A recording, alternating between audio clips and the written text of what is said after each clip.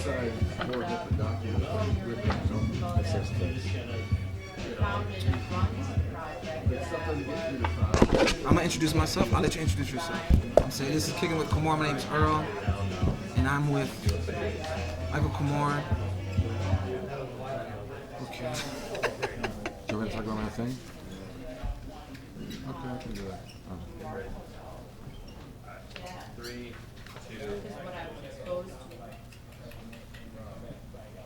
Hello, and welcome to Kicking It with Komorn Law. I am your host, Earl Carruthers. I've been a cannabis, you can say, ganjapreneur for the past 8-10 years. And I am with Michael Komorn, and I'll let him introduce himself. Thank you. My name is Michael Komorn. I'm an attorney practicing for about 26 years. And mostly in the last 10-15 involving medical cannabis and cannabis law.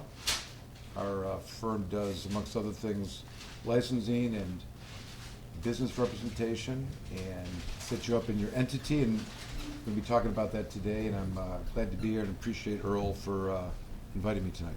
Thank you. And our topic today is affordable business licensing. We're going to talk about how to obtain a license, hopefully in a affordable way, quote unquote. And I think we got a lot to talk about, and we're going to get right to it. We do have an audience here as well. There are some pieces of paper and some pens on the table. So if there are any questions that you have throughout the show, please write them down. And we can give it to Dan, my right-hand man over here that's on my left side because he's not on my right. And he will give them to me. We go from there. So you ready? I am ready. You ready? All right. So we're talking about affordable business licensing. And there's really only 4 types I believe that we should talk about. By all means, this is an open discussion. Because most of the other licenses, you need to have a medical marijuana license in order to participate in the recreational field. And the ones that you do not need a medical marijuana license for, in order to participate in the adult use market, is a Class A grow, which we'll talk about what that is in a second, a micro business, Correct. an event license, That's right. and designated consumption. So those are the 4 different license types I think we can kind of dig into. And which one you want to take on first? Can I first make an objection to affordable in regards to attorney fees? Because that should be not part of the equation discussion, no. We can start with, I guess, the micro business. That seems to be one of the... Cool. So micro business is a business right now that you can grow, process, and retail, correct? That's correct. And for purposes of affordable, the context of why it is affordable in light of the other licenses that exist that we mentioned should be mentioned. And the adult recreational law encompasses, issues regarding 2 sections. I'd say the personal use for adults over the age of 21 and what that behavior means in their home and smoking in public and plants growing and whatnot. And then there's this other side of it, which is the licensing and industry, the commerce of it. And unlike the previous existing laws, the MMFLA or the Medical Marijuana Licensing Facilities Act, the recreational law, as it's been designed, is much easier in terms of its application process and in terms of its cost, just generally speaking. Right. Compared to the MMFLA, which I'd call like a forensic personal investigation of you or the applicant, the recreational licenses have the same application process, but not as many automatic preclusions for purposes of eligibility, but likewise the costs for the price of the application, the price for the license, Right. are much more reduced in price. Now, Go ahead. Now, would you say that also a big thing that comes into play from the medical versus recreational is the capitalization requirements? Yes, that's of course one thing. You have to have a certain amount of capital regarding the MMFLA, and a certain amount of it has to be in liquid that's available. It's got to be a certain amount of bank account per se. Not true for the recreational licenses, and likewise the annual fees that are associated with if you are, granted a license the prices in the License and Facilities Act for the medical could be as upward as $80,000 a year. Right. Versus a $6,000 to $8,000 for the recreational licenses. Right. So that's this huge significance and lower bar for people who are not as well funded in terms of capitalization on hand. Now, for the micro business, we're talking about the application fee and we're talking about the licensing fee. That's correct. So for a micro business, an application fee for the state is how much? $6,000 to $8,000, $6,000 to generally $8,000. speaking. And then for the license fee for a micro business, I have is also $8,000. That's correct. And then there's a renewal fee, Every year there'll be a fee to keep the license. and that ranges from $3,000 to $5,000. Now, as compared to if you were a medical marijuana facility, if you were a provisionary center, that renewal fee was up to around $40,000-$50,000. It depends. Yes, it's upwards of 80,000, it's like 40 to 48,000, depending on which of the licenses you have under the MMFLA. Okay. Which could be 5, and let's just describe those so we know, because it's important for why the 4 licenses that we discussed are the only 4 that are available under recreational. Right. And it should be stated that for the MMFLA, they designed it with the grower, the processor, and the retail, which are the people involved with the marijuana, processing and whatnot. And then you have the testing and the transporting. Right. So those are the 5. And that I would call is the big marijuana, the state marijuana. All of those types of licensing are involved with like a menu of marijuana that's ordered off of a state, menu and shipped around, and it will end up after being purchased at someone's store. So that's how I would describe that. And this is much different than the design of the 4 licenses that we spoke about. And just to finish the point, the 5 licenses I just spoke about under the MMFLA have been given a strategic advantage, so to speak, in that those same 5 licenses are available under the recreational law, but the only people that are eligible to apply for the first 2 years are those people that have already retained or been approved of an MMFLA license. Right. So those licenses are not available and wouldn't be considered in the affordable licensing. And if you were going to try to apply for one of those, you'd have to either go back and get an MMFLA license or Right. wait until the time frame is passed, which is right now is 2021, although Lara can adjust that if they see fit. But that's where it stands right now. So there are none of those licenses available technically under the affordable definition. Right. The other 4 that we talked about are the other new licenses that didn't exist under the MMFLA, and certainly things that people, under the right circumstances, many people would be eligible to get involved with and more, and afford and not be kept out because of capital requirements.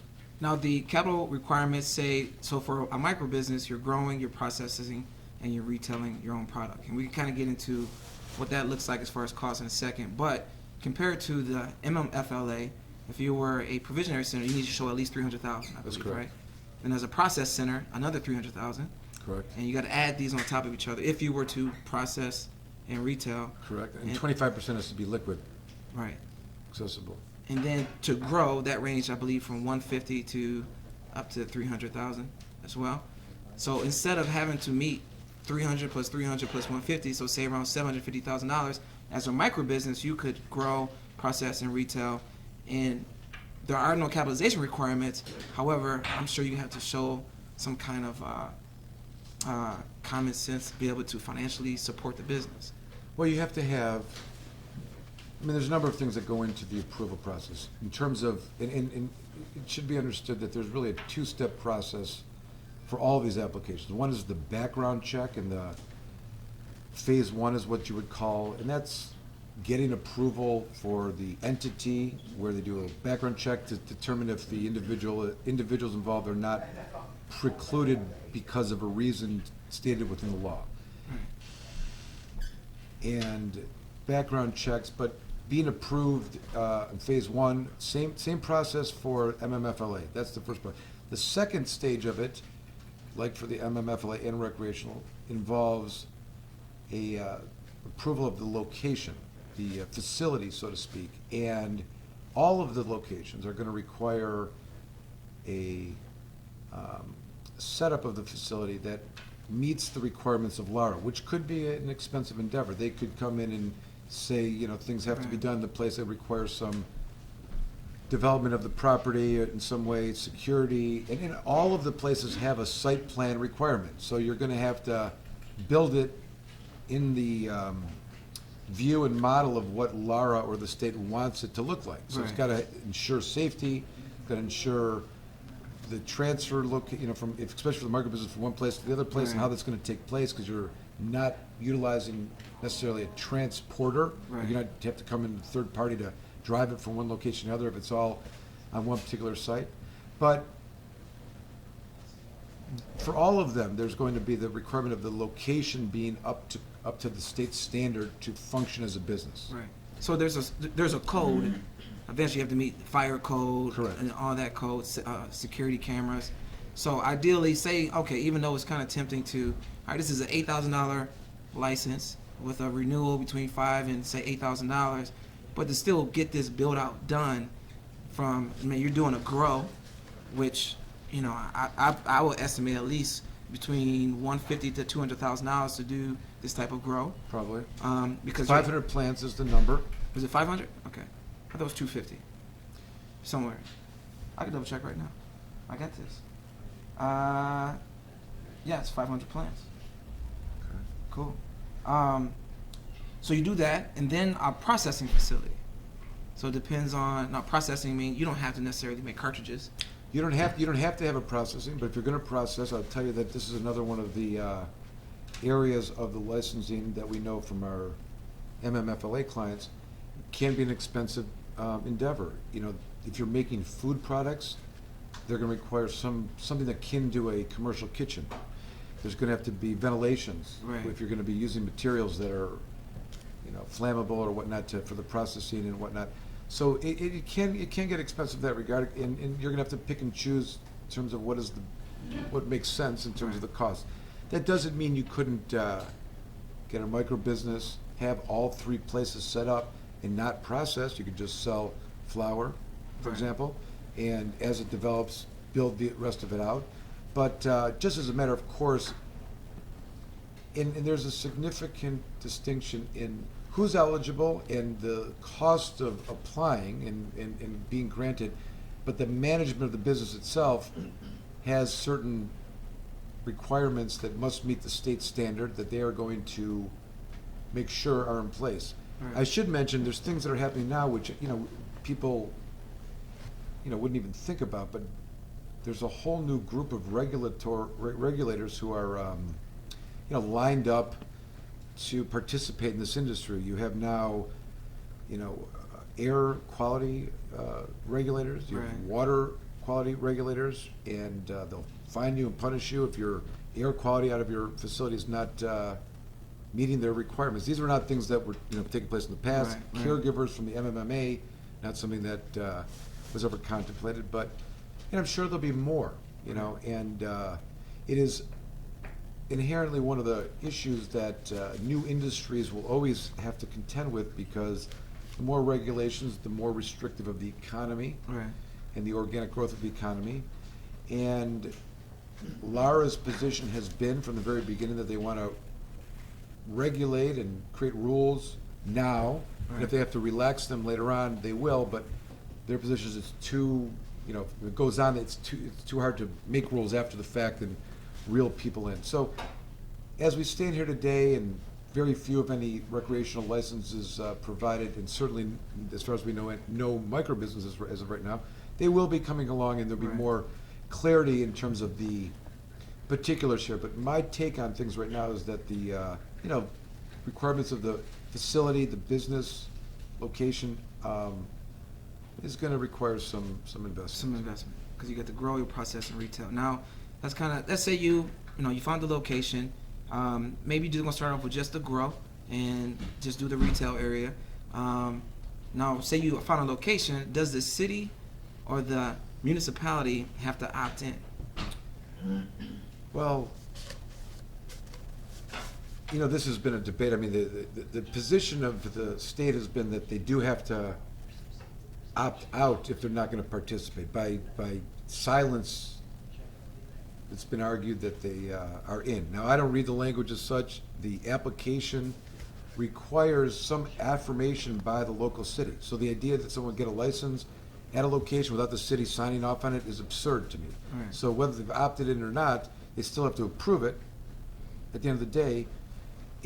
But for all purposes, the way that this is being evaluated right now, if you were to look and see on the state's website, you could find out what cities have opted In.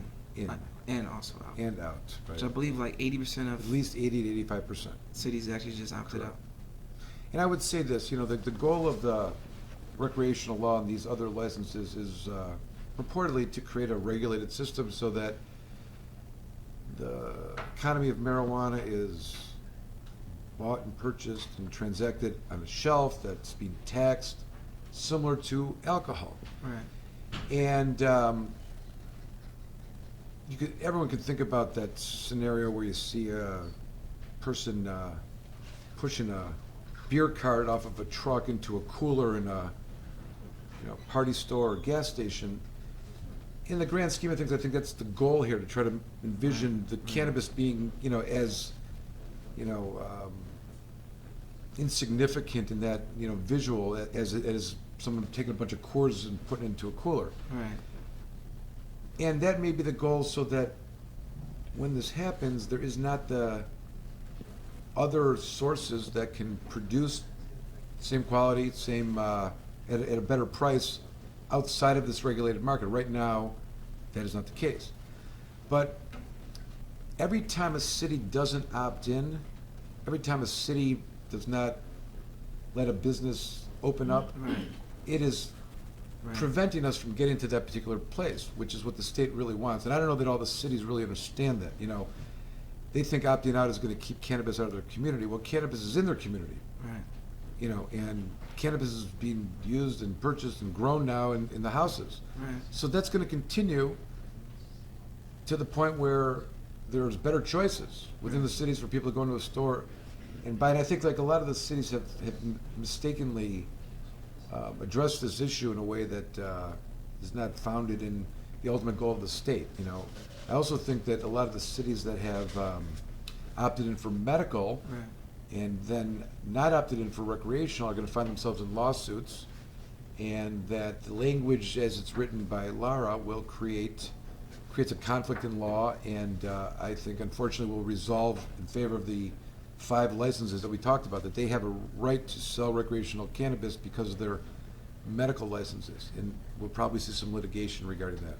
So we're talking about 2 different types of scenarios. You got one where the city has opted in for medical, but yet they are either holding out or may opt out of recreational. Correct. And that could be debatable if they could do that. Right. Then you have cities that just outright opted out. Opted out. And right, and the point is that this doesn't help the business. Right. It just creates gray market activity or behavior that's not in the regulated system. And it's unfortunate these cities have continued to do that, yet the state has proclaimed they want a regulated system. Now, if the city has opted out, is it just, all right, I just got to wait to see what the city's going to do? Or is it something that we can do like a ballot initiative? A ballot initiative is in fact a viable option. It involves gathering signatures, and the number of signatures you need. This shouldn't sound as hard as it is. The signatures needed is 10% of the population of the vote the last election. So this last cycle of election, whatever township it is, you have 1,000 people that voted. Of the 3,000 that live there, you only need 100 signatures technically to get it on the ballot. It should be mentioned though, this last cycle, there was at least 3 or 4 municipalities that had on their ballot forcing the cities to opt in, by vote, and I think every single one of them lost except Right. one. Maybe. Yeah. And it's an interesting phenomenon because in years past, every year since 2009, at least 3 or 4 cities ran ballot initiatives for legalization, decriminalization, and they were local. They were not for the state. There was no state licensing. They were more ceremonial at best. But people showed up and voted for some kind of change in the marijuana laws. And of course, those people were available in 2018. We knew they were out there when they came and voted for the statewide recreational law. But for the first time ever, we saw tremendous, an opposite outcome in these local ballot initiatives regarding the commercial, Right. Recreational or medical business of marijuana. And these cities resoundingly lost, or the ballot initiatives lost, not forcing the cities to allow for these businesses. Interesting phenomenon right now. I find it interesting. I mean, too. I think it's also, if you do go through the work and get the ballot or get the initiative on the ballot, it's not just by right. You think, you're just going to win. No, right. You got to get the people out to vote. There's the option that the local city government, what have you, after it's been qualified to go onto the ballot, whenever they have their election, the city can adopt the language of the ballot and create or by reference make an ordinance Right. allowing for the same behavior. That didn't happen this last go around either. I think we're going to see. I think it'll change. We could probably play Monday morning quarterback as to why those other ones lost, but Right. it's one of the viable sources to I guess mix it up and shake it up a little bit. The local community, if they're not seeing it the way the businesses locally Right. want it to be. I think because it kind of ties into just being affordable to where you might want to plan for that investment too, to where if you are going to have to do that campaign, door to door, hiring petitioners, all that jazz to kind of get the word For out. sure. So I'm going to kind of switch gears from the micro business now to the Class A grow. Okay, Now the Class A grow is 100 plants. that's right.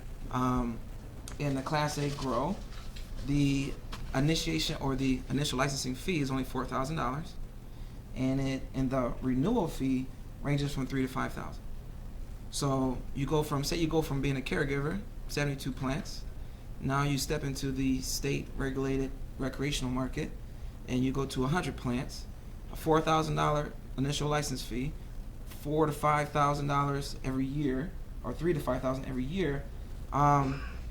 What is your take on this license? Thoughts? Okay. I have to tell a little history. Okay. I'm supposed to stay on point, but I gotta. We got a story. Yeah, we got a story. So, when they enacted the MMFLA, this was not a law that came into effect because of the community of medical cannabis patients, caregivers, activists, stakeholders wanting it. This appeared to be a extremely overly regulated process. It created a new source of where the marijuana was going to come from. If you ask the medical cannabis patients and caregivers and community leaders where the source of cannabis had come from, it's an easy answer. It's from the caregivers. They're the ones that have been supplying it, putting their neck on the line for all these years and suffering because of it from felonizing and forfeiture and whatnot. And I think a lot of people thought when they created the MMFLA in 2016 that, and it's unequivocally a police-written law. I mean, everyone thought that the transporter was just a retirement job for police officers, And, but I think the writing was on the wall. Most people would say that the caregivers were on their way out, that this was created. How can how can that market that's got this new source of growing, Right. why would it not succeed? Because you have this other competitive market which has been supplying for the last 10 years in a really organic. Yeah. So, a lot of people thought that the caregivers were going to be legislated out. And I think with that government entity at the time, if they had the chance to vote on it, it would have been done in a heartbeat. A lot of people were not happy about it. But what happens is in 2017, when they at the end of 2017, when they start taking applications for the MMFLA, there are existing facilities that are open. Some of which, all of which would be deemed illegal, felonious, continuing criminal enterprises, and I've defended people in those situations. But they now were, being approved locally, were given a pass to remain open, and during a certain phase of their application process, so the retail places stayed open. And the question was where they're going to get their marijuana from, because they had not provided any grow license or processing license. And in the most strange set of circumstances, And under the auspices of the emergency rules, or said another way, to prevent the state of Michigan from going into a state of emergency, Right. they relied on these caregivers for all of 2018, all the way to 2019 April, to supply this market. The same caregivers Same that they caregivers. persecuted, that they just went after since 2008 and 2016, 17. Now there's hundreds of retail stores, aka dispensaries, all around. And now that the MFLA comes on, they have these temporary emergency rules that allow the retail stores to stay open, but yet they have no product. And where do they get it from? Well, for this period of time, this is really the heyday so far of the medical marijuana retail centers, because it was as organic as it could be. You know, the retailers are buying it at a price that they claimed was fair from the caregivers, Right. put on the shelves at a price that the patients were used to buying and a quality that they were accustomed to. Right. And there was a supply and demand, and it all had been like it was before, and it was being regulated through the state, and all within this, oversight of the state. And as the licenses began to get issued to the growers and to the processors, the business took over, the mindset of forget the end user. We got these licenses, we paid all this money, why are you letting these, illegal stuff that's not being tested or whatnot get into the marketplace? So they ended that in April of 2019. They ended allowing the- caregivers being able to give Directly to the retail centers. their That- overages per se. Correct. And they now allow caregivers to supply directly to the growers and directly to the processors. It has to be tested first, and In the medical marijuana facility licensing scenario, that caregivers could provide to a grower or processor as it's tested. right. Now, and the distinction being that, in the past, before the MMFLA, this is how it was all over, Sure. that was the economy that had developed for whatever reason. And despite it being determined as illegal and criminally charged, et cetera, right. this is what kept this process going all during this period of time.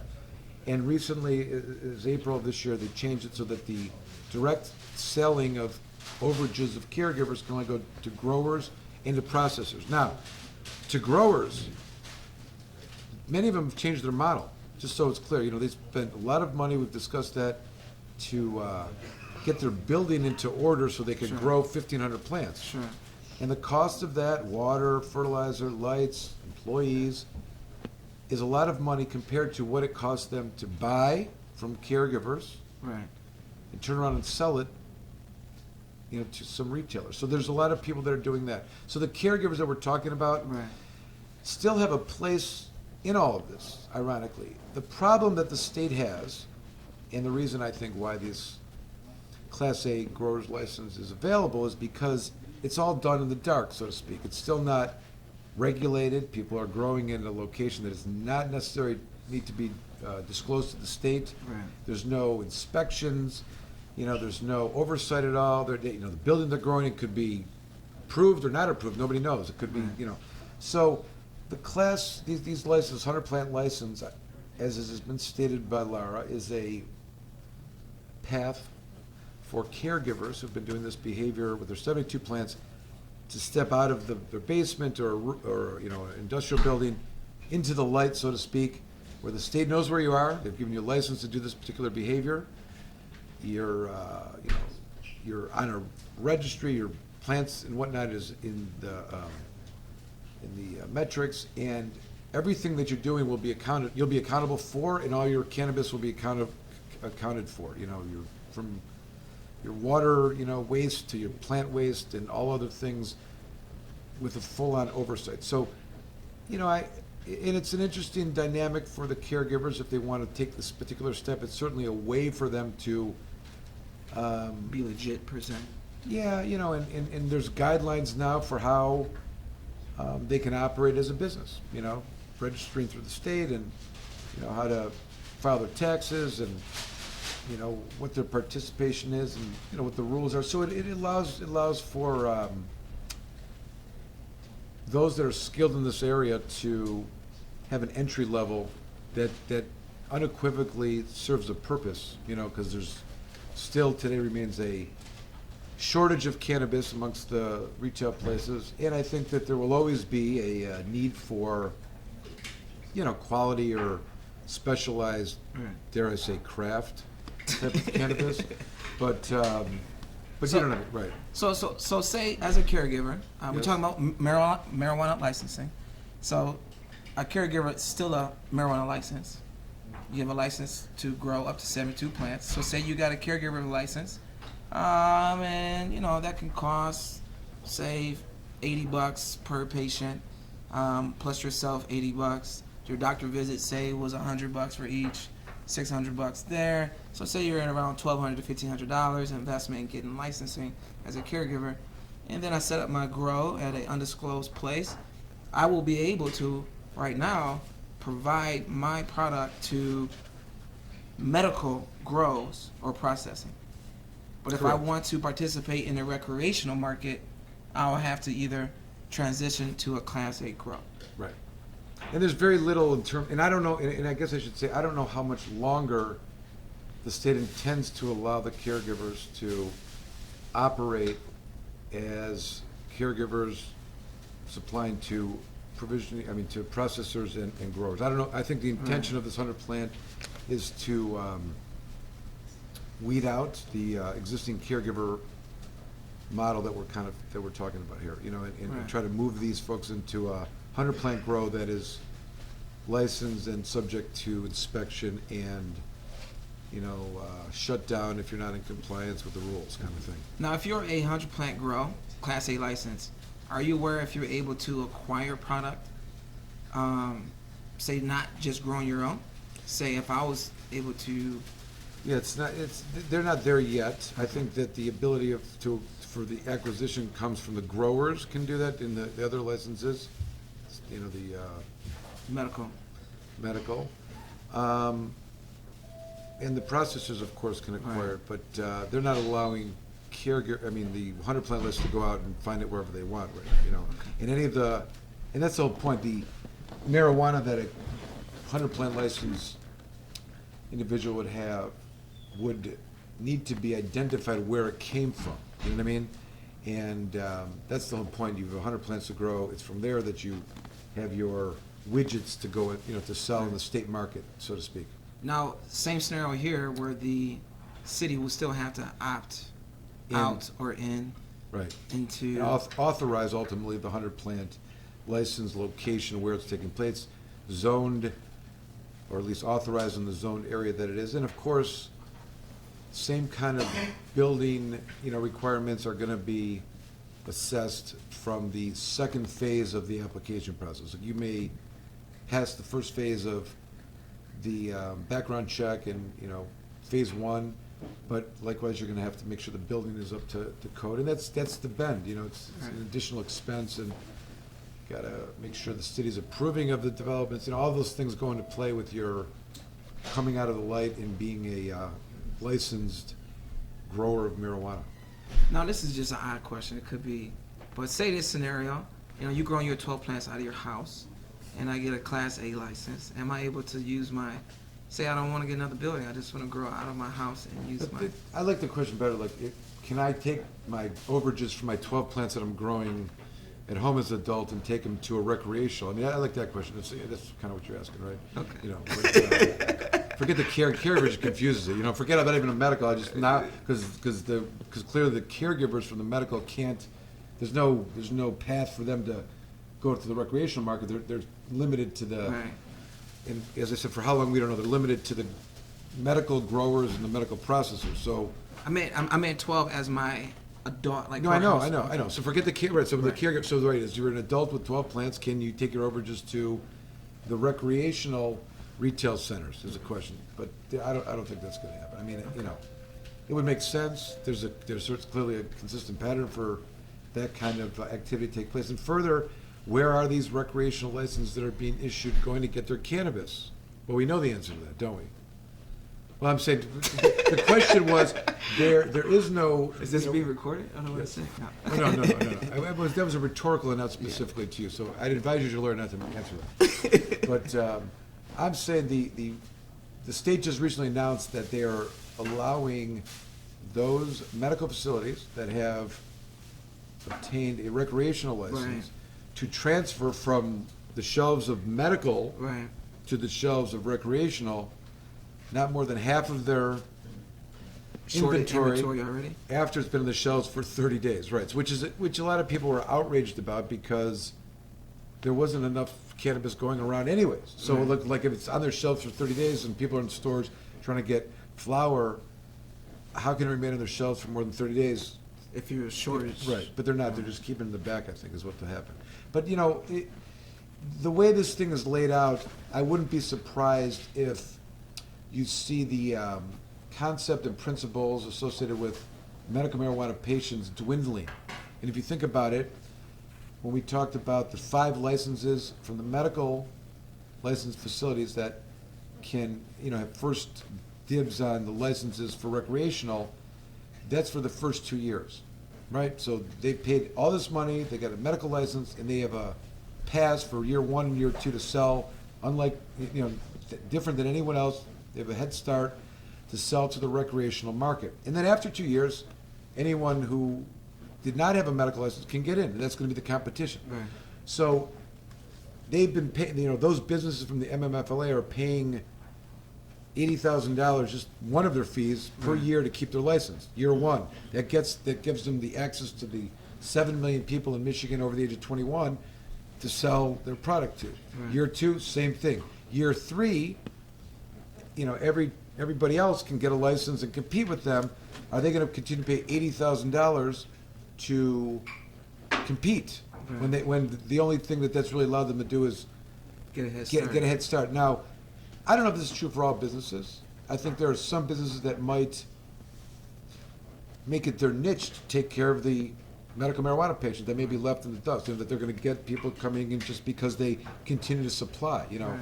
I mean, there's certainly, you know, I mean, you can name the types of things that are necessary for a medical marijuana patient that would not fall into the category of recreational use, you know, and we shouldn't lose sight of that. But the way this process is set up, you could see how that is there's a concern for that. You know, in 2 Right. years, if the new licenses that are being given are recreational and they can't sell to medical, Right. and those are the ones that are, you know, competing with the other existing licenses, you know, there's just an overhead cost for them, or maybe it's an advantage. Maybe it remains as an advantage that, you know, keeps them ahead of their Right. competitors. But you can see how that's a dynamic that's going to Happen in about be effective 3 in years. some capacity. Yeah. I'm gonna switch gears again now. Now we're gonna go to. I'll let you pick. Are we gonna go? We got 2 more to talk about. Either designated consumption license or an event license. Which one you want to tackle? Does it matter? You pick. Let's go event. Okay. All right. So we're gonna go with event licensing. So this, to me, sounds like if I'm throwing Cannabis Cup, High Times event, Bud Forks and Corks event, whatever it is. Now, if you have this license, this is. I mean, are you bringing your own product? Are you able to, say, get it from 100 plant? Say you are a 100 plant grower. You got a Class A license. Then you have an event license. So you're just going to throw an event for your 100 plants harvest that you did. All right. So I'm going to maybe talk about both of them so I can draw the distinctions of the two, and then because that's the only way to really answer the question. But a marijuana event license is a annual license that one gets, and then you have to get an additional specific to the event that you're putting on. So you get like I'm eligible to put on an event license, and then you have to get an additional license approved from the state after the city's approved it to put on that particular event. That's an event license. A social use license involves having a location that has also been approved, opted in, and people can go to that location and consume cannabis. Now, both of these types of licenses require the cannabis that's going to be consumed there and sold there to be state marijuana that's been registered into the metrics. And that marijuana that we're speaking of can only come from specific limited sources. I don't know why, but the event licenses can be supplied by the retail, medical, the retail locations that have recreational licenses and micro businesses. The event licenses can be fed by micro businesses and retailers. The social use licenses can only be fed by retailers. They exclude the micro business for whatever reason. And the event licenses contain 2 points, which are the sale of marijuana and the consumption of marijuana. And there's an ironic twist here in that the use of cannabis for adults over the age of 21 cannot take place in public. Specifically, that's preclusion pursuant to the law. And so at an event, there's got to be a circumstance that for the use to take place, it's got to be out of the view of the public. So we got a scenario where you're going to be outside, but have to kind of create an interior out of the public Some kind view. of tent, something like that, out the way. Right. And I guess it's going to depend from city to city. I actually had an opportunity to talk to Andrew a little bit about this, and it didn't seem, it seems kind of odd. First of all, the event license, if you're going to be selling marijuana, there's obviously they have to recognize that people are going to be using cannabis, and you got to create an area away from the general public. And I think the idea is that you don't want this, from the state's perspective, this consumption to take place around or in front of people that aren't over the age of 21. That's their basic moral code, I guess. I'm not agreeing or disagreeing, Right. but they want to keep it out of the public view. And so that is an interesting phenomenon in terms of the event licenses. So at what we've come to know as the cannabis cups or other types of events, you're going to have to, it's not going to, you're going to have to be a certain age to get into the area where the consumption is going to be taking place. You're going to have to be of a certain age to get into the places that is selling cannabis legally to adults over the age of 21. The social use, same kind of requirements for who can go in and who can leave, who has access. Likewise, it can only be state marijuana. There's no, and this is kind of disappointing, but it gives you an idea of how the state is going about this. Some people might even be offended if they were going to go to an event that there's a state license to engage in the consumption of cannabis, and they couldn't bring their own. That they've grown in their house or whatever, if they're a patient or whatnot. But the recreational use in these locations is, I don't know how to say it another way, the state is going to make tax dollars off it. And if you're going to participate in this, they're going to make the rules of how it's going to happen. And there's some weird rules. You can't eat at the location, Right. which doesn't make any sense. And there's, but they're starting, as I said, with a very restricted, regulated position here, and see how things roll out. You couldn't drink with it as well. Couldn't drink with it. You If there's a liquor license at the location, my advice would be to shut it down. There's no liquor being served there. It may even interfere. There could be issues with your license. I don't think at the end of the day that's going to happen, assuming that you've been given permission. Any location that's doing this, if they have a bar, they get a social use license, there's going to be rules and regulations of what can take place within there. And it's certainly not going to be the same conduct as associated with the bar. They're going to have other rules. And I would say that, especially the social use license, you got to have the same kind of, site plan that involves a security plan and safety and ventilation. You have to have an area where the employees can go, where they're not subject to the smoke, whatever. And likewise, at the event license, there's a couple of weird rules of that you pay for enforcement officers from Lara to be at the location to make sure that there's no non-state marijuana that's being sold. So, and if they find somebody that's doing that on site, and send them down to the room of the detention, you, as the licensee of the event, have to go stand with them until they're removed. Some crazy this rules. is language in the actual? Yeah. Okay. So now, all right, so we're talking about a little bit about cost. So with a social use license, from my recall, it was $1,000 initial license fee. Right, Then it's $1,000 renewal. correct. Now, is that because I wasn't sure if that was a year or if that was per designated social use No, consumption? the social use is an annual. The event license, you gotta get like authorized as an event licensee. So once you have that status, Okay. you know, that just grants you the authority to put one on. But before you can do that, you have to have the city and the state reapprove the event that you're gonna participate in. You see what I'm saying? Okay. Like only someone that has gotten a event license could they promulgate a event. So if I went and I established a micro business, grow, process, retail, I'm not able to do a social consumption license, but I am able to do an event license. No, there's nothing preventing you from doing all of those, Okay. if given. All I was saying is that the micro businesses can only supply. Supply. Okay. That's what I'm saying. Like the marijuana at an event could be from, would come through the state licenses or a micro business. Okay.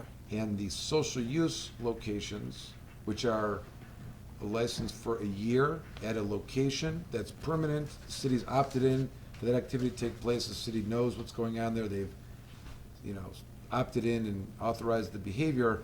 Any of the marijuana that's gonna be at Right. that location is going to be supplied from a recreational retail location. So pretty much, as a micro business, I could grow, process, retail, have a social consumption area as well, but I can't give my product To that location, right. Yeah, to another location. It has to be a different but if site, I want to different do site. an event, I am, because I can't sell to the pub, or I can sell to a pub, but I can't sell to another grower. Correct. Or give it to another retail location. Right. So I'm limited to only selling to just my market. But if I had sold it at an event, if I want another outlet, I could give it through An event, correct. event license. Exactly. That's what's up. Cool. I think at this point, we're gonna wrap up those four different licenses. Sure. And we're gonna do some Q&A from the crowd. If anybody have any questions that they wrote down, or you can just pass it over here. Mac, would you pick them up for me? Appreciate it. And we go from there. But no, I'd like, so we talked about the micro business, the Class A, and then the event license, and then a social use license. So a retail store with a recreational license, one of these medical marijuana facilities that just got approved as a retail, or they're Recreational? recreational. They could theoretically start having social use as soon as. Well, yes, I mean, they have to get approved, well, it depends on the city. Not every city's opted in for any of this. There's not a lot of cities opted in for the event license or social use. So the city would still have to create an ordinance for that social use. Yeah, or authorize, a particular building to engage in that activity. You know what I Okay. mean? So that's been the drawback, and it remains the drawback for any of this activity. The idea that, the same logic that reasons why they're not recognizing that they need the facilities to have people to go in there to buy. It's going to be one less purchase that's not on the state, metrics, and providing a place for them to go afterwards, and utilize it if they're going, if there's going to be adult recreational cannabis, and we're going to get past the stigmas of cannabis and recognize that alcohol is, if they're gonna treat marijuana like alcohol, then we're gonna need to have facilities that are going to allow this behavior to take place. True that. Cool. I got some questions. Alright. First questions: boxers or briefs? Boxes.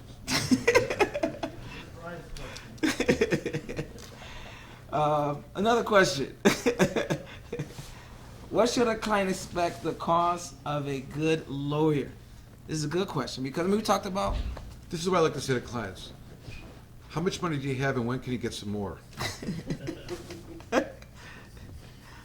Is that your answer? I mean, depends on the endeavor, We do, most of this work is hourly, so you're getting, we get an agreement as to what our intentions are. We do the work, and as we do the work, we take money out of the client account to pay ourselves, and send a bill to the client, and they see an itemized statement of all the work that we're doing, and if they take issue with it, they can discuss it with us, they can get their money back.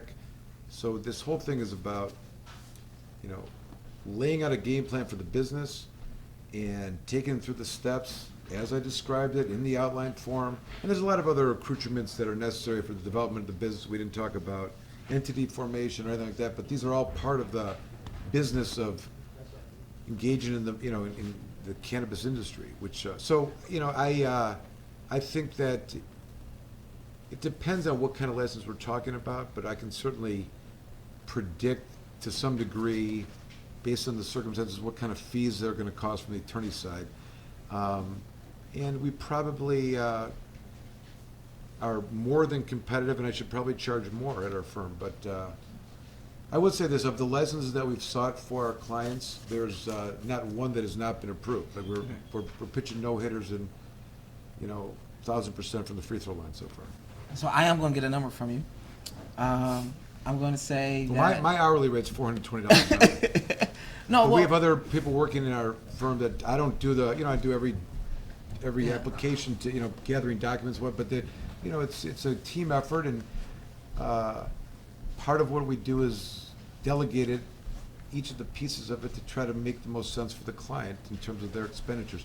I always say to my clients, look, if we're gonna get you a license, I'm opting for gaining your trust that we will get the job done so I can be your business lawyer going forward, because you're gonna need someone at the quarterback position helping you manage your business, stay in compliance, and move the ball forward up the field. That to me is Right. what I'm trying to, prove during the application process, so the clients regain the trust in us and we go forward as a team. That's really, and that's what's been happening with, say, every single client we've had.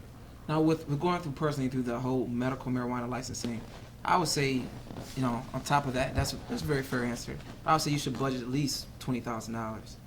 To the MMFLA, yeah, I mean, we're going with the recreational. Say someone's going through these licensing micro.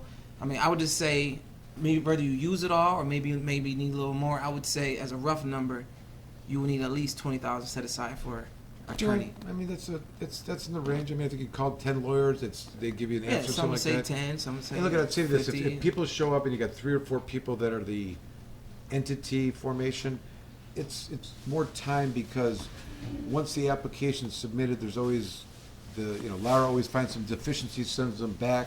So if you have one person, there's less to track down to. Sure. Instead of 4. So that's another factor that goes into Right. it. How many different applicants there are, how much work you got to do. So, Sure. So it does depend, but I would say, well, if you have 100,000, you'll be safe. I also say this, but- one of the things that we started doing early on was, we have some investigators, we got this high-tech background check that's probably more complex than the one the state uses, but we'll do a comprehensive background check, confidential background check for the entity to, vet them, in terms of what issues may have going forward, so we can kind of predict All right. what, where there may be issues coming up with the application process and documents and things like that. But So at least you know what to expect as you're going down, and it's not a bunch of surprises where someone's Right. calling you and says, "Hey, I need what's another." this, right? Yeah. I mean, I can That's tell you, what's up. some That's funny good. stories, we did a background check on a father and son entity early on, and the dad had some kind of, prostitution thing on his, from way back in his day, and he didn't think it was on there, didn't even, I forgot about that, and he opted, didn't want to go forward, he had to explain it to his son. So there's some, and you Yeah. certainly want to know what your partner Right. is, and it's a way to kind of figure that out early on.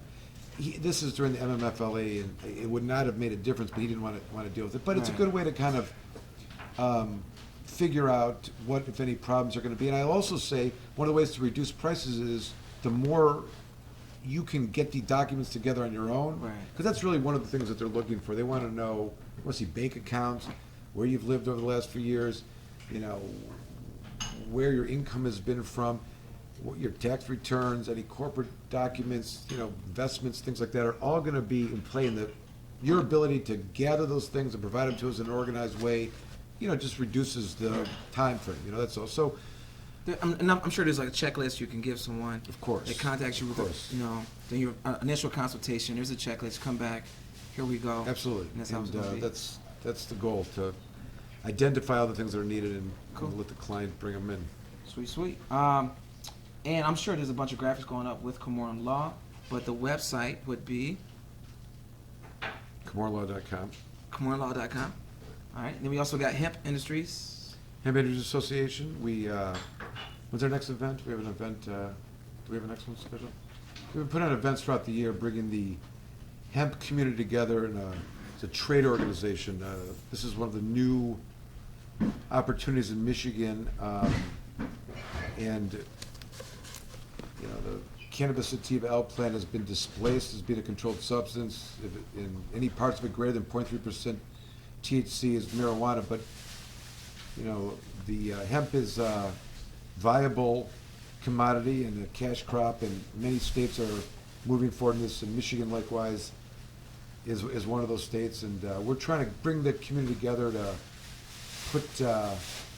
put some organization to this industry and help and assist, and it's fascinating. There's an interesting part of it, which is that the processing licenses under the MMFLA allow for this, the processing of hemp and the making of CBD products and whatnot. Right. Now, I disagree that Lara has the authority to do this. It's not a controlled substance. It's like regulating mint. Like you want to grow mint and sell it. There may be some, but it's not a controlled substance. They can't force you to have a license theoretically, and the federal government has said it's not a controlled substance. But it's tied into the. Lara would say if you want to sell it, you got to have a processing license. Now, so people that are interested in that's another path for people to kind of get involved and develop their product and whatnot. But Which I'm sorry, but it actually kind of leads into we are going to do a future show, whether it's at your studio or not, just about the hemp, because I think it's a whole different animal. We talked about affordable recreational licenses, but that's not even your only path. And That's right. you got the whole hemp side of things, whether it's processing, growing, and even CBD. Yeah, it's a whole different world. Right. But I'm going to go to the next question, Okay. which is going to be, how do you define the 500 plants? I.e., are you counting clones? Anything with a root? Is there a certain size? So if you're a micro business, you have a certain number of plants. Just kind of calculating, all right, is that including the ones in flower, the ones in veg, also the ones that are in clones? Do they have roots? Is it certain, maybe I got an easy cloner, or there are no roots? I would say that the determination of the 500 plants will be determined by the traditional definition of what a plant is, and that is that it is a living organism that is using photosynthesis, actively using photosynthesis, which means light, water, food, dirt, and and we know what, and it's being produced, like photosynthesis is making it grow. Now, there's no playing around. It's 500 plants, and it's not like, I got 500 clones over here when these get harvested. But right now it's 500 plants, and I think you got to work that out in terms of whether it's perpetual grow or you're harvesting all at the same time.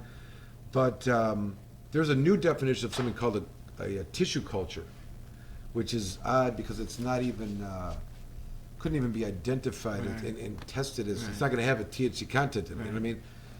And there's some discussions about where and who can transfer those. Right now it's growers under the MMFLA, but they do not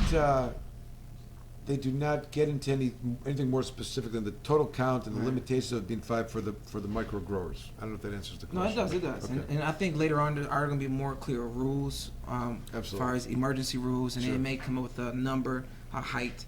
But I guess to be say anything that's using photosynthesis, meaning probably has roots, you would consider that. So whether it's a seedling to a flowering plant. Other states have used the distinction of mature plants, and they've broken it down in terms of like what would be the veg versus flowering plant rooms and mature plants and not mature plants, knowing that there's stages of it. Right. Michigan has not delineated as such, and it's been problematic for caregivers with that in that regard. But there's so many new definitions of what marijuana is across these 3 statutes, and at one point marijuana was not just the flower as it would be ingested by smoke, but meant the plant also. But now there's a distinction of the number of plants you can have and the amount of marijuana you can have, even in the recreational law. So, you see what I'm saying? So Yeah, I mean, we're a total new area. At one point, marijuana meant the cocoa, the eggs,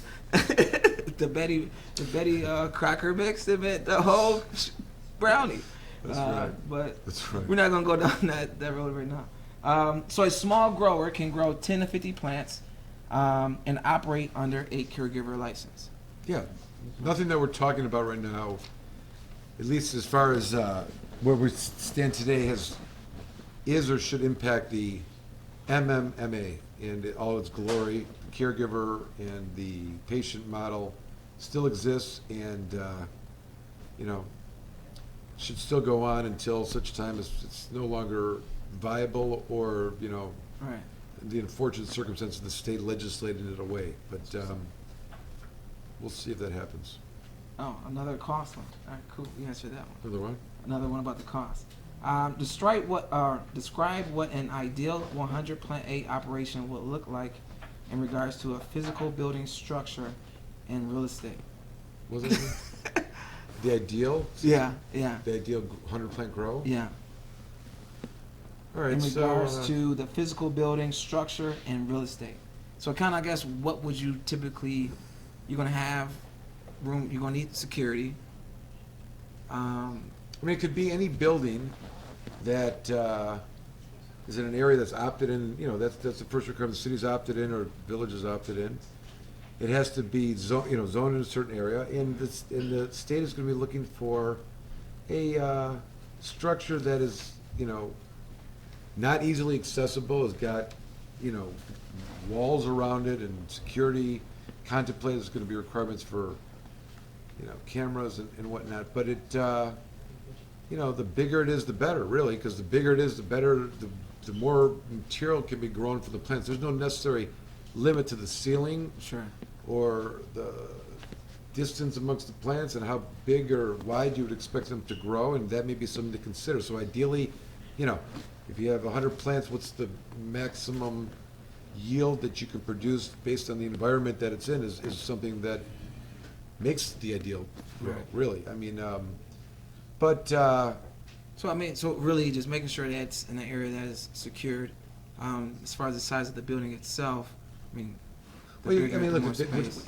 the details, the devil's in the details, and I don't want to, understate how important it is, but, whatever the building is, when they do the site plan inspection, Lara is going to say this is okay or not okay. But the things that they're looking for is that it's not accessible by anyone from the outside. There's not a likelihood that people can, break in and steal things. That there's going to be ventilation. That there's going to be filters. That it's not that you've got proper water running. It starts from the premise of more of a, is it habitable? Is there safety issues for the people that are working there? All the way up to the point, how is it interfering, if at all, with the neighborhood outside? And if there was some negative element surrounding it that was trying to get in and do something, how would the building be able to sustain that kind of, Right. Interference? I mean, it's general Right. security. More, and I would say that the business owner should look at it like, they have diamonds or some other commodity that, Exactly. people are going to want to get into. And I think when you're getting into this industry, that is the highest priority on the part of the state.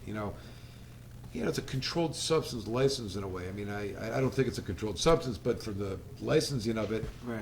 it's the state's authorizing you to engage in, what's technically, or it's hard for me to even say, Schedule I drug. They don't go about that lightly. Yeah, if it is what it is, they're going to want you to make sure that you are,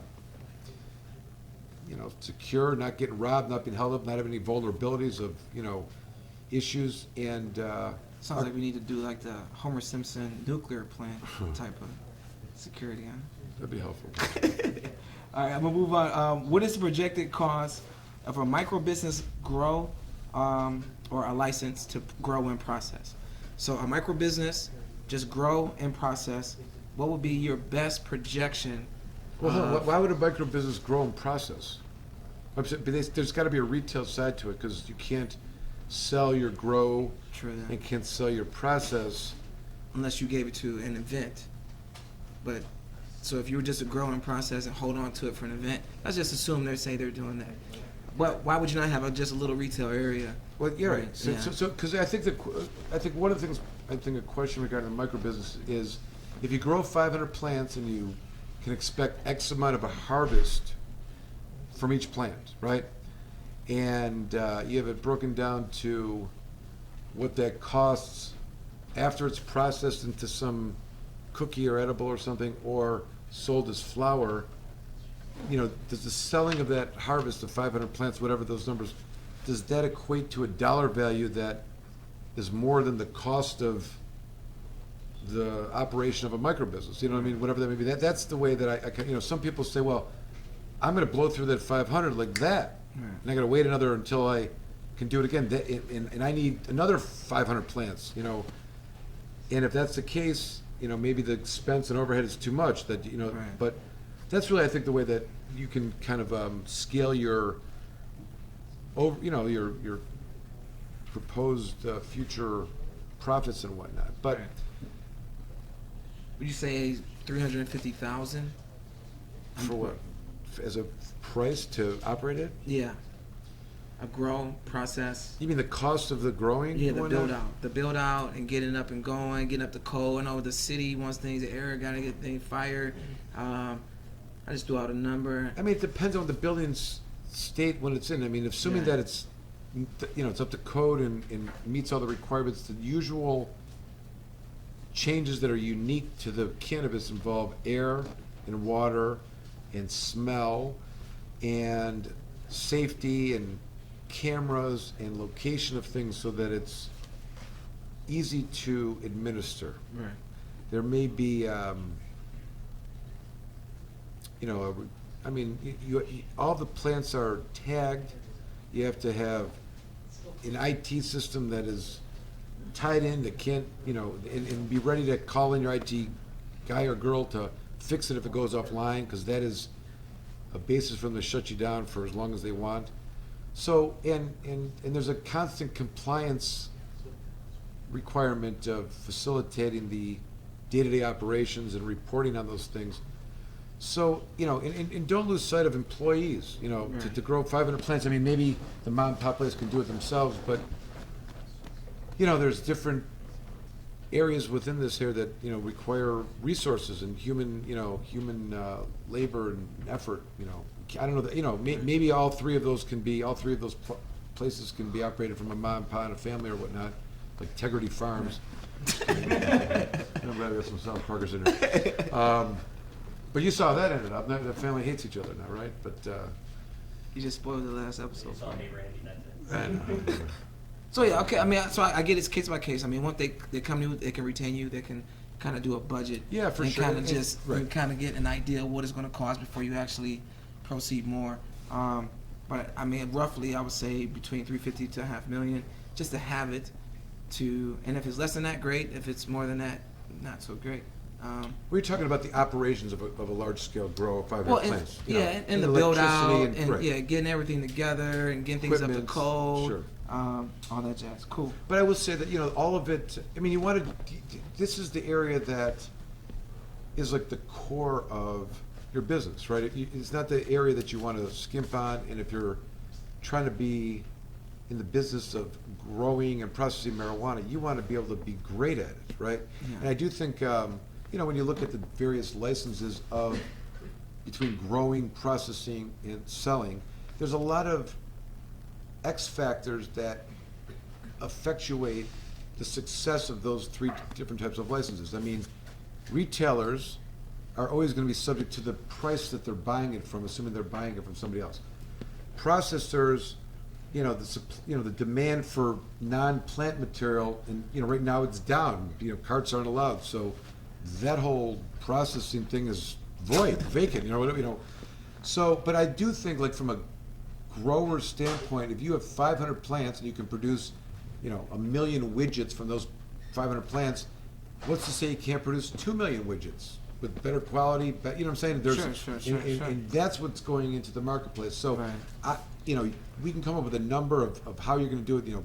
one light per plant, or 2 lights per plant, or Right. some other kind of magical light that's gonna do something, or some other kind of something. Right. So I think in that, that's an area that you wanna be locked and loaded and ready to go. That's not an area to, and I'm not just talking cost for the buildup, but the technical, philosophical approach that you're going to take to these plants, I think needs to be decided in advance, whether it's going to be hydro or, or dirt or Yeah. water, whatever it is, Sure. and so I think that's not an area, especially from the growing side, because that could be a nightmare if it goes sideways, right? There's Right. so many things that could go wrong. Right. You invest all this money and have spider mites or mold, powdery mildew or something, and it's Yeah. over. Your whole thing, 350,000, boom, it's Right. gone. That's another South Park episode. Where's my money? It's gone. Right? But so I don't know. And these are not attorney dollars. These are things that the state would require you Sure. to have in order. And but from in that regard, I think there's part of this whole industry is that people are going to get into the gold rush. There's people are going to want to dig for gold. They're going to be out there with marijuana, growing it, selling. And there's people that are going to be selling the pails and shovels. They're going to make money too, and that's in the real estate and the consulting and the materials that are going to be needed for all this. And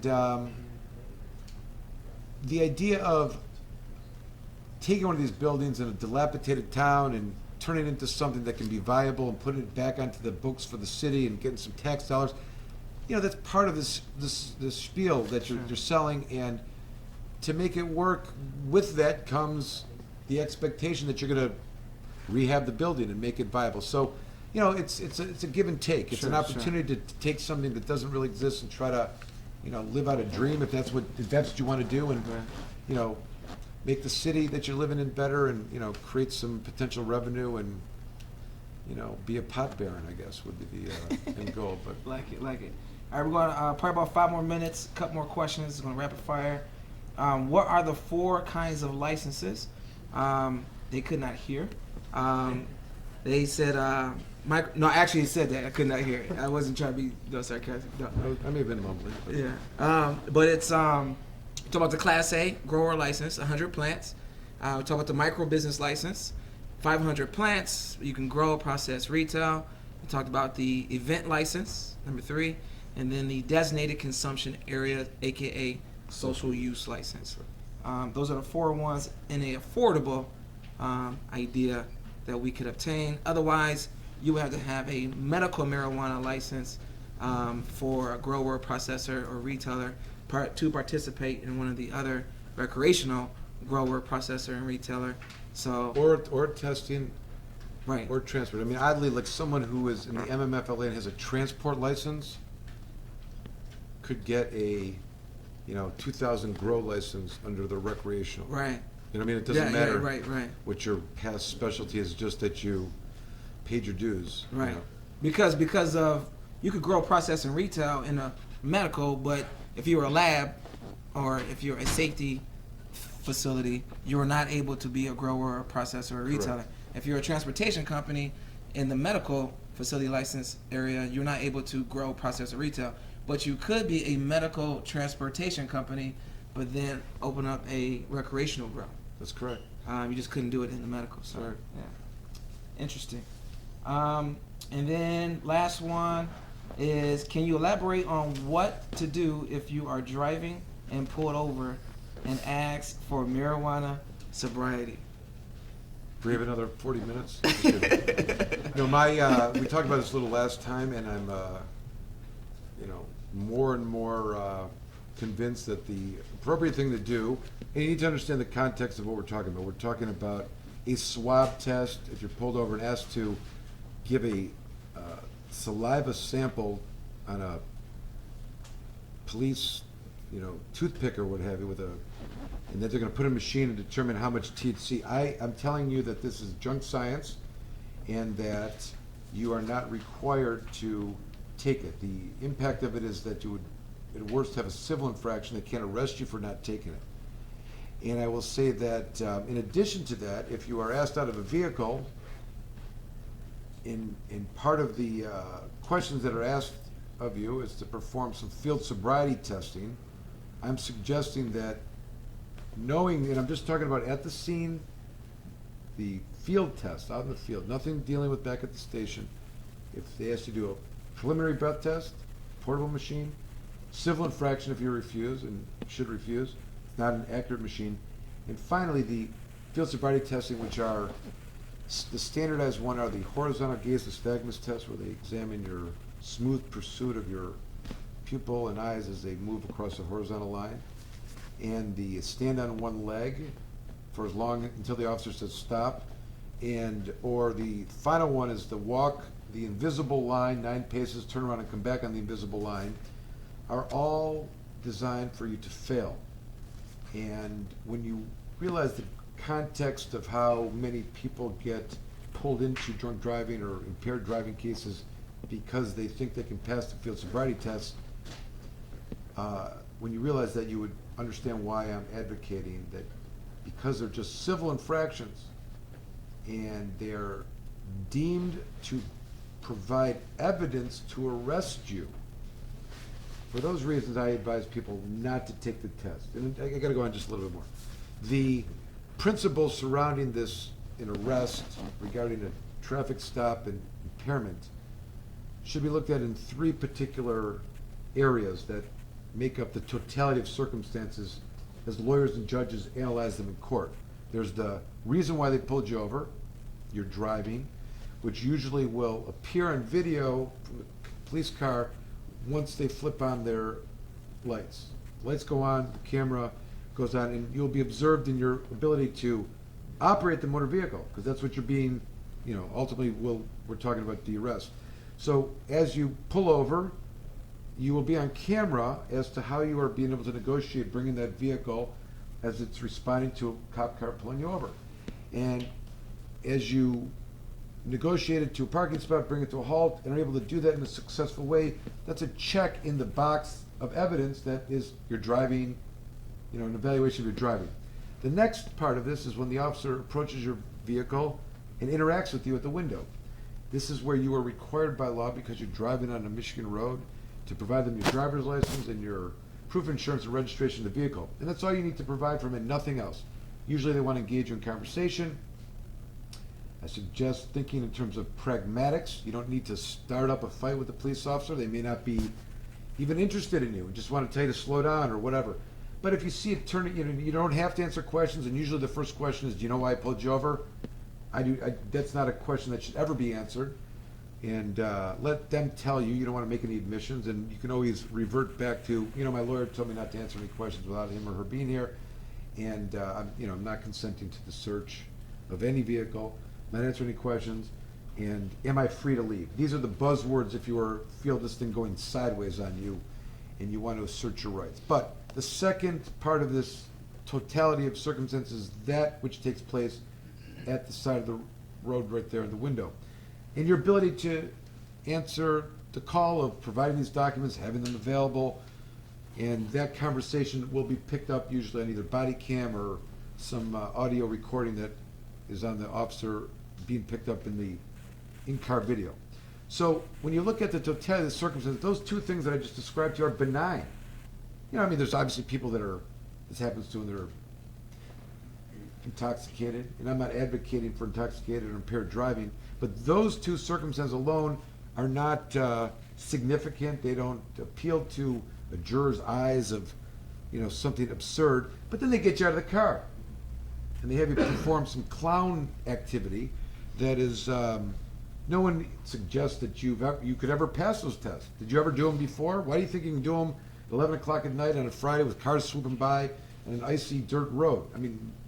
Do they make you pass these tests to get your driver's license? Who's the person that is the ideal person that could pass this? Who are they? What is their physique? When did they last do yoga and stretch out that they can do this? If a police officer saw you standing on the side of the road with one leg in the air, standing there, they'd come over to see if you were okay. But if you pulled over at night, you're going to have to do that test to go home that night. There's nothing normal about what they're asking you to do. They're designed to fail. And if you can picture, you got this benign stop and pull over, you give the license and whatnot, and that's your case, versus you get out of the car and try to perform these impossible tests. and then we're fighting about whether your eyes were, moving smooth or whether you held it for, long enough, or whether you did 9 paces or 9.5 paces. I mean, it's nonsense. It's literally nonsense, and the officers are trained to look for identifying factors within each of those 3 tests. And there's 10, factors for each of them. They'll identify 2. You may have walked the line exactly as you were supposed to, but you started too soon, or we're distracted attention or whatnot. So they don't want to highlight the 8 of the 10 that you may have passed. They're looking for 2, 2, and 2 as a number that of you failed of each of the variables, and they get to that. They don't talk like this, but that's what they're looking for. Now, Komorn, if you mind me asking, Yeah. if that third element of actually stepping out of the car, they actually step out. We talked about before. Well, I don't like to answer. I like to exercise my right to not answer any questions unless my attorney is present. Sure. Am I under arrest or am I Free to go, Free right. to go. If they actually step out the car, can you say, "Sir, I'd rather not step out the car. I'd rather." Is there a reason why I have to step out of the car? This is an interesting issue. It's come up a few times. What we don't want to have happen is this thing escalate into something terrible, right? But if they're asking you to step out of the car, they're probably going to arrest you. That's as simple as it goes. I can't, like a traffic stop should be about giving someone a ticket for the reason why they pulled you over, and that's it. It shouldn't turn into an investigation. That's really the point here. A traffic stop should not turn into an investigation. The law enforcement officers are, there's cases that say the purpose of the traffic stop, and only the purpose of the traffic stop is the reasonable amount of time that they should be stopping you for. The training of a police officer is to turn every traffic stop into an arrest. So you've got those competing factors. And they're going to use every opportunity they can to, pry in some capacity, smell, look, see what's strange or whatever. And sometimes just exercising your rights could result in them being suspicious of you, which is why I say be practical. You don't have to lead with your assertion of your rights, but be mindful of the questions that are being asked you and that it could be used against you. But with that being said, if there is a reason for them if they're asking you to step out of the car and you're being asked to perform field sobriety tests, I'm saying you're going to get arrested because these tests are failures. So if you're getting asked out of the car, you can say what for. You can ask what's the reason. I prefer not to. The law is that they've got to have a reasonable a reason to Right. Some cause or reason that's beyond some suspicion of a crime of some kind to get you out of the car. And that may be something we litigate later on. Right. But I would say that you don't want this thing to go sideways at the point in time where they ask you to step out of the car and there's nothing wrong with you, and they ask you to perform these tests and you do them just to comply. I say if they're asking you to step out of the car and perform tests, they're going to arrest you once you fail them. So why provide all this evidence that's going to come back to haunt you later on? Now let's say that I'm sorry to cut, but let's say that they smelled marijuana, because her question was more about sobriety.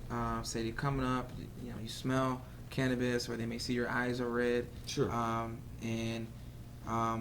How would you be able to respond in that in a way that does not dig your hole any deeper? Well, okay. Well, and I want to make some clarification. I said field sobriety testing, FST. There's 3 standardized ones that I mentioned. There's a whole other slew of junk science that's being perpetuated by the law enforcement community known as drug recognition evaluators. They like to call themselves experts. I say don't call them experts. This is a field of witchcraft that is being trained by the police chiefs of national, the National Police Chiefs Association, where they came up with this, stuff to arrest people, similar to the field sobriety test. The field sobriety tests are promulgated from the NHTSA, National Highway Safety Traffic Association, which is the national organization that helps set the 0.08 Sure. breath alcohol level. But this DRE thing is comical, and when you understand there's no science to it, it's total junk science. So this is the other area that they are trying to utilize in the question about the swab tests, is that the only people that are equipped with these swab tests to be able to give them are DRE evaluators. So if you're going to be asked that, you're going to be with an officer who is trained, whatever that means, in drug recognition evaluations. Now, there was a, so it's important so you understand the logic of what. We're gonna wrap it up in about Okay, 2 minutes. but there's an important study regarding the swab test, which is why I want to make this proclamation. I'm not just saying this because I don't believe it. I read the study by the state police, Right.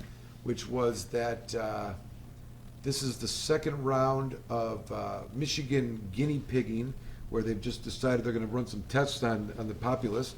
It started first in 5 counties, and they did it for 6 months. They had funding for it, and the results of that study, as they reported to the legislature, was it's inconclusive. We weren't able to gather enough data to make a decision whether these are accurate or not.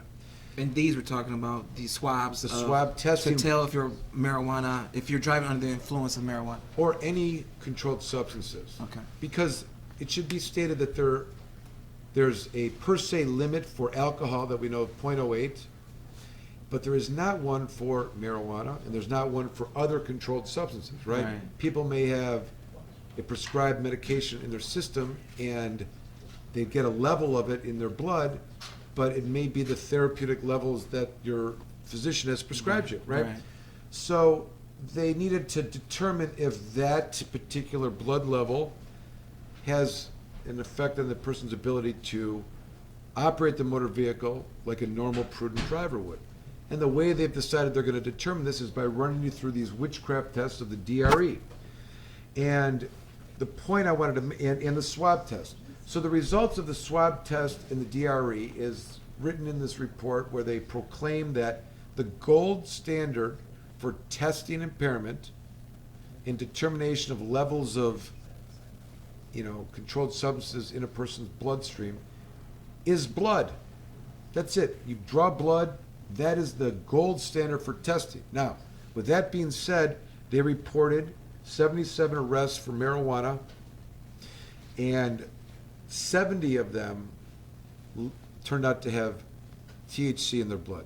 That means that of the 77 times, 7 times they deemed that the person, by the swab test, had THC by that, and the DRE tests determined Right. and validated the test. In fact, they try to suggest that 7 times out of the 77, the DRE and the swab test found THC in the person when the blood didn't. But you have to understand that this is absurd, because the report acknowledges that blood is the gold standard. And if it's not in the blood, then it doesn't exist. And the DRE finding is a false positive, and the swab testing is a false positive. This report tries to make something of these false positive tests, that these tests were able to determine THC in someone's blood, when in fact it's just the opposite. They're reporting a finding that isn't true. And to me, this is outrageous. Right. So if someone did go ahead and take the sobriety test, there are arguments that could be made if that led into an escalated event, and if someone, which you are kind of recommending, deny it of the test, take the civil infraction, which might... They'll probably still arrest you. My point is, if they're getting you out of the car, okay, they're going to arrest you. The only way you're going home if they're getting you out of the car is if you do cartwheels for them, and put on the clown suit and, and do all of that for them the way they want you to. And if you think you can pass those tests, go for it. You know what I mean? Go for it. I'm saying to you, if you're getting asked out of the car and you understand that you are going to get arrested, and that if they're asking you to do field sobriety tests, you are getting taken to jail that night, because they know that you can't pass these. Or they're going to bring over their DRE guy, who's going to take your temperature and get his pupil, thing that he got in his class, and hold it up to your pupils to see if this matches his training by other police officers. I mean, it's an absurdity. And once you're engaging and participating in this, they're just making findings. And now, during your case in chief, they get to get on the stand. They get to have their badge and their shoes and their gun and their uniform, and they get to get on there and talk about their training and I'm going to destroy them, But I'm saying that why even go through this? If the lack of it is better, because then we just have those other 2 frames. Looked like he was driving okay, gave you all this stuff. What's the complaint? He didn't want to take the test. He doesn't have to. I love it. I love it. I love it. I love it. I love it. I love it. On that note, All right. We are going to wrap up the second Kicking It with Komorn Law. I think it went very well. If Don't ask you- me, ask the crowd. I mean, come on. What do you guys think? What do you guys think?